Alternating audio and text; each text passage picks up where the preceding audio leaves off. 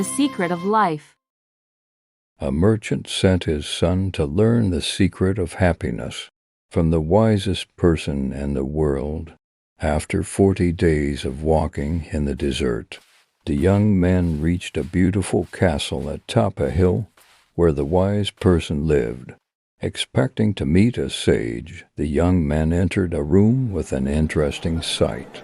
Traders were coming and going, people were chatting in a corner, and an orchestra played sweet melodies. A table filled with delicious food from around the world was there. The wise one was speaking to these people one by one. The young man had to wait for 2 hours for his turn. The wise person carefully listened as the young man explained the purpose of his visit. However, the wise one mentioned that there was no time to explain the secret of happiness and asked the young man to explore the palace, returning in 2 hours. Then, handing him a spoon, the wise one said, "I have a request for you. Take this spoon, and I am putting the drops of oil on it now. While exploring the palace, hold the spoon and make sure not to spill the oil." The young man started to explore the palace, not taking his eyes off the spoon. 2 hours later, he returned to the wise one. "Good," said the wise person. "Now, during your tour, did you see the Persian carpets in the dining room? Did you notice the garden that the gardener worked on for 10 years?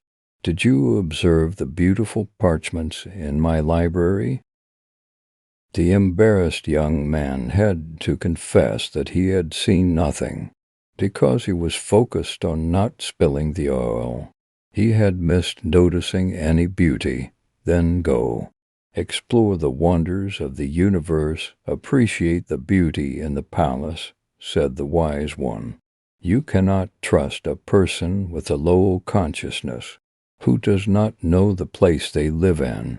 The relieved young man took the spoon and began to explore the palace again.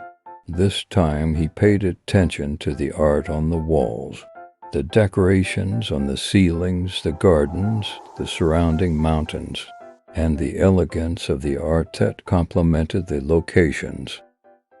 When he returned to the wise one, he narrated everything he had seen in detail. The wise person then asked, "Where are the 2 drops of oil I entrusted to you?" Looking at the spoon, the young man saw that the 2 drops of oil had spilled. "Well," said the wise person, "I can give you one piece of advice. The secret of happiness is to see all the wonders of the world, but without forgetting the 2 drops of oil in the spoon and without spilling them.